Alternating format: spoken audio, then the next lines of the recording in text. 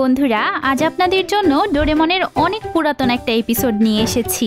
এখানে উশিওয়াকামারু নামের একটা ক্যারেক্টারকে দেখানো হয়েছে। তো ছোট্ট এই সুন্দর এপিসোডটি আপনারা লাস্ট অবধি এনজয় করুন। আর প্লিজ আপনারা সবাই চ্যানেলটিকে সাবস্ক্রাইব আর ভিডিওটিকে লাইক করে দিন। আর হ্যাঁ, ডোরেমনের নতুন সিরিজেও উশিওয়াকামারুকে নিয়ে একটা এপিসোড আছে, যেটার কাহিনী অনেক ইন্টারেস্টিং। ওটা আমি নেক্সট ডে এক্সপ্লেন করব। তো আজকের এপিসোডের শুরুতে আমরা দেখি নোবিতা আর জিয়ান কেন্ডোর মতো ফাইটিং গেম খেলছে, কিন্তু জিয়ান বারবার নোবিতাকে অনেক ইজিলি হারিয়ে দিচ্ছিল। খেলা শেষে সবাই দেখে যে জিয়ানের সাথে মাত্র 2-1 এক আধবার জিতেছে, কিন্তু নোবিতা তো কারো সাথেই জিততে পারেনি। এটা নিয়ে সবাই অনেক হাসাহাসি করে। এসব দেখে নোবিতার অনেক রাগ লাগে। সে বাড়ি যেতে যেতে শিজুকাকে তার মনের কথা বলতে থাকে যে একবার হলেও জিয়ানকে সে হারাতে চাই। শিজুকা বলে জিয়ান তো অনেক স্ট্রং। তখন নোবিতা বলে সামনের জন কতটা স্ট্রং সেটা বিষয় না, শুধু আমাকে তার থেকে ফাস্ট হতে হবে। নোবিতার এমন কথা শুনে শিজুকা বলে, তুমি তো একদম উশিওয়াকামারুর মতো কথা বলছো। উশিওয়াকামারু জোজো ব্রিজের ওপর বেনকাই নামের এক মহা শক্তিশালী মানুষকে হারিয়েছিল। শিজুকার মুখে উশিওয়াকামারুর এসব গল্প শুনে নোবিতা আরো মোটিভেটেড হয়ে যায়। সে বাড়ি গিয়ে ডোরেমনকে উশিওয়াকামারুর ব্যাপারে জিজ্ঞেস করে। তখন ডোরেমন বলে সে অনেক ভালো মানুষ ছিল। আসলে মিনামোটোর ছোটবেলার নাম ছিল উশিওয়াকামারু। এনশিয়েন্ট পিরিয়ডের লাস্টের দিকে মিনামোটোর সৈন্যরা অনেক শত্রুদের হারিয়েছিল। এবার নোবিতা ডোরেমনকে আজকের পুরো ঘটনা বলে, আর এটাও বলে যে মিনামোটো নিজের থেকেও শক্তিশালী মানুষ বেনকাইকে হারিয়েছিল। তাই আমি ওনার সাথে দেখা করে ওনার টেকনিকটা শিখতে চাই, তাহলেই আমি জিয়ানকে হারাতে পারবো।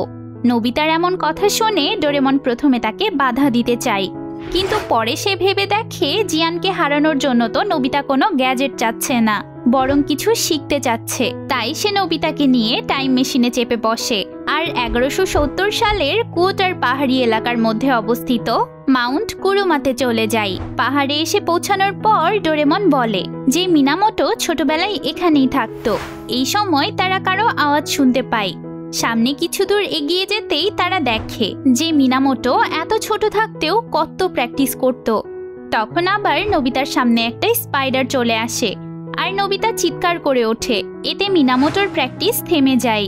এরপর ডোরেমন আর নোবিতা মিনামোটোর কাছে এসে তাকে বুঝিয়ে বলে যে তারা তলোয়ার চালানো শিখতে চায়। এ কথা শুনে মিনামোটো তাদেরকে অনেক প্রশ্ন জিজ্ঞেস করে, যেমন নোবিতার তলোয়ার নেই কেন, তার জামা কাপড় এমন অদ্ভুত কেন, আর সে তার সাথে এমন অদ্ভুত রাকুন ডগ এনেছেই কেন। এতগুলো প্রশ্নের মুখে নোবিতা আর ডোরেমন ভাবাচাকা খেয়ে যায়। তাও তারা মিনামোটোকে অনেক রিকোয়েস্ট করে যাতে মিনামোটো নিজের তলোয়ার দিয়েই তাদেরকে শেখায়। এত রিকোয়েস্ট শুনে মিনামোটো তাদেরকে শেখাতে রাজি হয়ে যায়।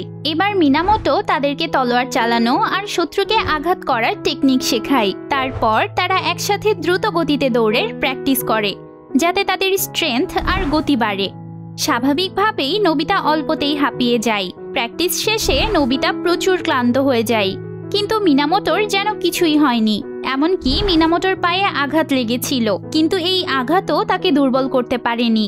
নোবিতা জিজ্ঞেস করে যে তুমি প্রতিদিন এত কষ্ট করে তলোয়ার চালানো আর ফাইটিং কেন শিখো? তখন মিনামোটো বলে তার মা হেকির কাছে বন্দী হয়ে আছে। হেকি তাকেও মেরে ফেলতে চেয়েছিল। মিনামোটোর মা তাকে বাঁচানোর জন্য নিজে সেখানে বন্দী হয়ে থেকে যায়। মিনামোটো হেকির প্যালেস থেকে চলে যাওয়ার সময় তার মাকে প্রমিস করেছিল যে অবশ্যই একদিন সে তার মাকে মুক্ত করে নিয়ে যাবে। বলে রাখা ভালো যে পরবর্তীতে এই হেকির আর্মির সাথেই মিনামোটোর আর্মির বড় যুদ্ধ হয় আর মিনামোটো হেকিকে হারিয়ে দেয়। যাই হোক, মিনামোটোর মায়ের প্রতি ভালোবাসা দেখে ডোরেমন কষ্টে কেঁদেই ফেলে। সে মন থেকে মিনামোটোর হেল্প করতে চায়। তাই ডোরেমন টোকারো-সামা নামের একটা গ্যাজেট বের করে তাকে দেয়।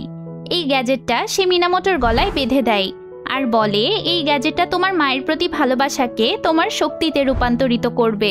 যদিও মিনামোটো বুঝছিল না যে গ্যাজেটটা কিভাবে কাজ করবে, তাও তার গ্যাজেটটা পেয়ে অনেক ভালো লাগে। এবার মিনামোটো তাদেরকে নিজের বাড়ির দিকে নিয়ে যায়। সেখানে একটা ছেলে মিনামোটোকে বলে যে বেনকাই গ্রামবাসীকে বিরক্ত করে রেখেছে। সে অলরেডি 999টি তলোয়ার হাসিল করেছে। আজকেও সে গোজো ব্রিজের ওপর লড়াই করে শেষ একটা তলোয়ার হাসিল করবে।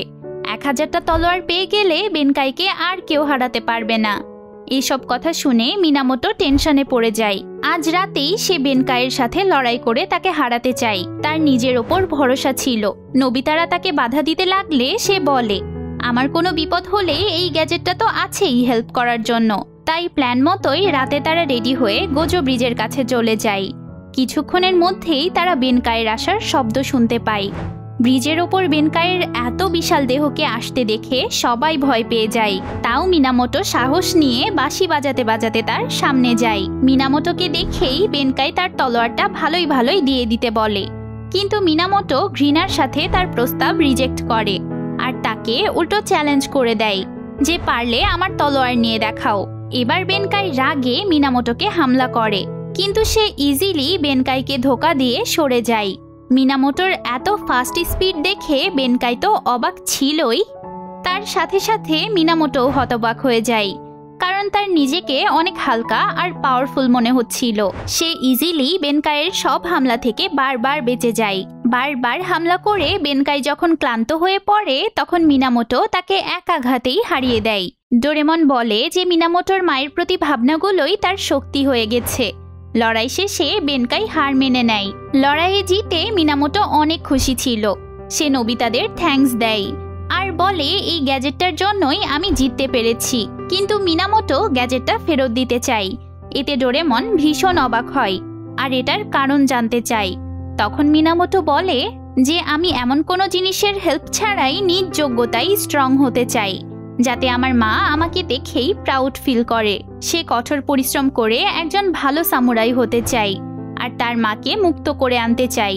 এরপর নোবিতা আর ডোরেমন উশিওয়াকা মারুকে বেস্ট উইশেস জানায় আর তাকে বিদায় দিয়ে বাড়ি ফিরে আসে। বাড়িতে এসেও নোবিতা উশিওয়াকা মারুর কথা ভাবছিল। সে ডোরেমনকে জিজ্ঞেস করে যে এরপর বেনকাইয়ের কি হয়েছিল। তখন ডোরেমন বলে যে এরপর বেনকাই উশিওয়াকা মারুর সার্ভেন্ট হয়ে যায় আর জীবনের শেষ সময় পর্যন্ত তার সাথেই থাকে। এ কথা শুনে নোবিতার অনেক ভালো লাগে। ডোরেমনও এটা দেখে খুশি ছিল যে নোবিতা তলোয়ারবাজিতে জিয়ানকে হারানোর কথা ভুলেই গেছে আর এটা ভাবতেই ব্যস্ত হয়ে পড়েছে যে উশিওয়াকা মারু তার মায়ের সাথে লাস্ট অব্দি দেখা করতে পেরেছিল কিনা। তো বন্ধুরা, এখানেই এই সুন্দর এপিসোডটির হ্যাপি এন্ডিং হয়ে যায়। আপনাদের ভিডিওটি কেমন লাগলো তা আমাকে অবশ্যই কমেন্টসে জানাবেন। দেখা হবে পরের ভিডিওতে। টাটা।